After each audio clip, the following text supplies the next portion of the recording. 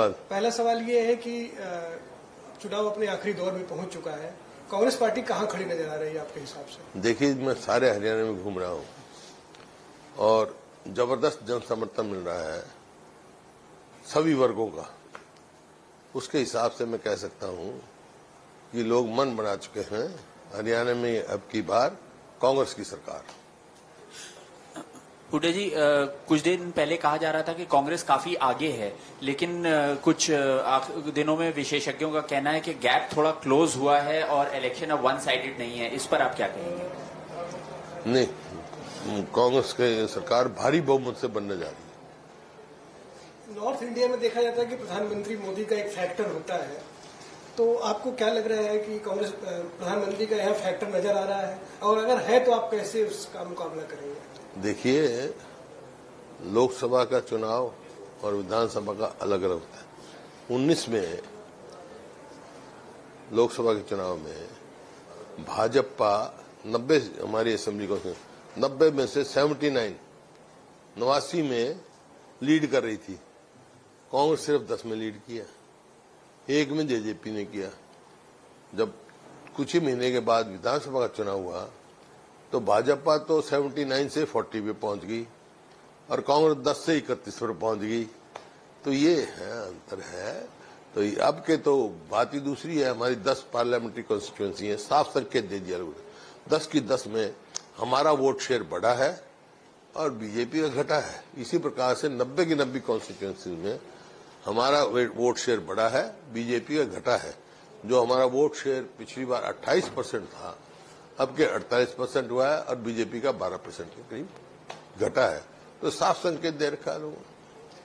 हुड्डा जी, प्रधानमंत्री ने कांग्रेस पे निशाना साधा है, कहा है इनमें अंदरूनी झगड़े चल रहे हैं जो स्टेट के लिए अच्छा नहीं है। तो आप इसके जवाब में क्या कहेंगे? नहीं, कोई अंदरूनी झगड़ा नहीं, कोई अंदरूनी झगड़ा नहीं है। कांग्रेस एक मत है। बीजेपी का और खासकर मायावती का भी आरोप है, तो मायावती की पार्टी भी चुनाव लड़ रही है कि कांग्रेस दलित विरोधी चेहरा उसका सामने आ गया है। तो आप जो है इसका जवाब कैसे देना चाहेंगे? कांग्रेस दलित विरोधी चेहरा, ये दलित को रिजर्वेशन संविधान ने दी है और संविधान में सब कांग्रेस आजादी की लड़ाई से लग रही थी, तब कांग्रेस जन थे जब संविधान में दी। और मेरे को इस बात का गर्व है कि डॉक्टर बाबा साहब अम्बेडकर के साथ संविधान पे मेरे स्वर्गीय पिताजी के दस्तखत है।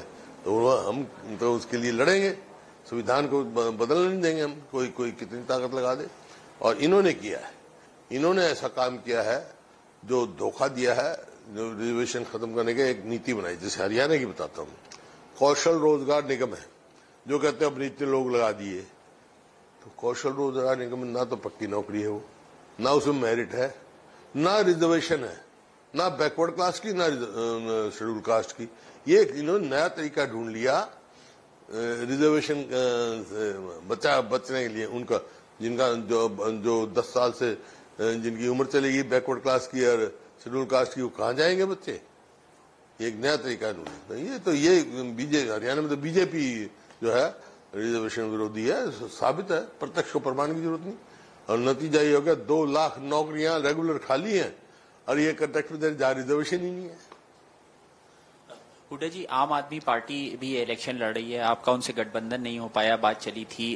एक तरफ आईएनएलडी और बीएसपी का गठबंधन है, जजपा और आजाद समाज पार्टी का भी गठबंधन है। ये सब पार्टियों को आप कैसे देखते हैं? क्या ये कांग्रेस के वोट में सेंध लगा सकते हैं? क्या इसका खतरा है?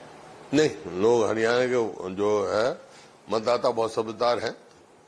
लोकसभा में भी लड़ रहे थे ये सब, तो क्या हुआ? 1% वोट आई। तो लोग अपनी वोट व्यक्त करने वाले नहीं हैं। सीधा मुकाबला कांग्रेस और बीजेपी में है।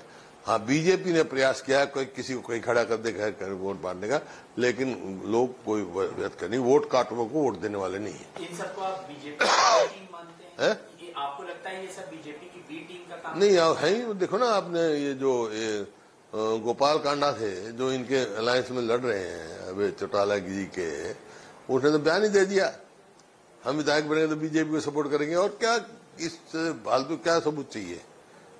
लेकिन लोग समझ चुके हैं इस बात। सर, आपने जनता के सामने 7 गारंटी रख दी है, उसका क्या जमीन पर असर नजर आ रहा है आपको, जनता के बीच उसकी क्या प्रतिक्रिया आपको देखने? नहीं, जो जनता विश्वास करती है हमारे पे, जो 2005 में हमने दिया मैनिफेस्टो, आप उठा के देख लो, 2009 का देख लो, जो हमने वायदा किया पूरा किया, अब भी जो वायदा करें पूरा करेंगे।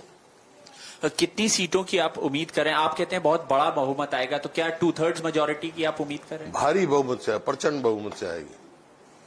हुड्डा साहब, इस दौरान जो है, जो कुमारी शैलजा का प्रकरण हुआ पूरा, उससे आप लोगों का क्रिएटेड है, कोई प्रकरण नहीं, तो कांग्रेस एक मत है। उससे कोई नुकसान हुआ पार्टी को? कांग्रेस एक मत है भाई, कोशिश की आप लोगों ने काफी, लेकिन बात ये है कांग्रेस एक मत है। सब कुछ ठीक ठाक है, सब ठीक है, पहले भी ठीक था, मेरे तो किसी से कोई वो नहीं।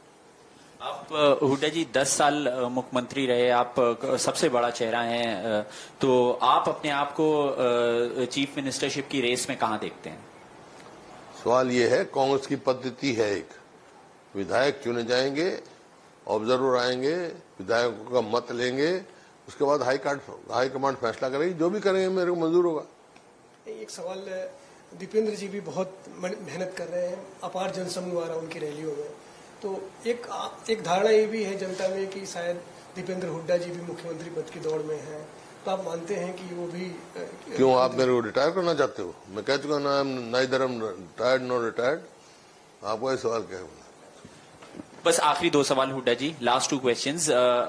हुड्डा जी, शैलजा जी ने सीएम बनने की इच्छा जाहिर करी है, रणदीप जी भी कर चुके हैं, तो कई सारे चेहरे देखे जा रहे हैं। इस को आप किस तरह देखते हैं कि कई कांग्रेसी नेताओं ने अपना दावा रखा है सीएम? अच्छी बात है, राजनीति में हो, इच्छा ही नहीं हो रखोगे तो स्टेगनेंट हो जाएगी राजनीति। तो जितने ज्यादा दावेदार होंगे उतना ही मजबूती मिलेगी। तो हाईकमांड पे आखिरी फैसला रहेगा जो? वो तो है ही, मैंने बताया जो पद्धति।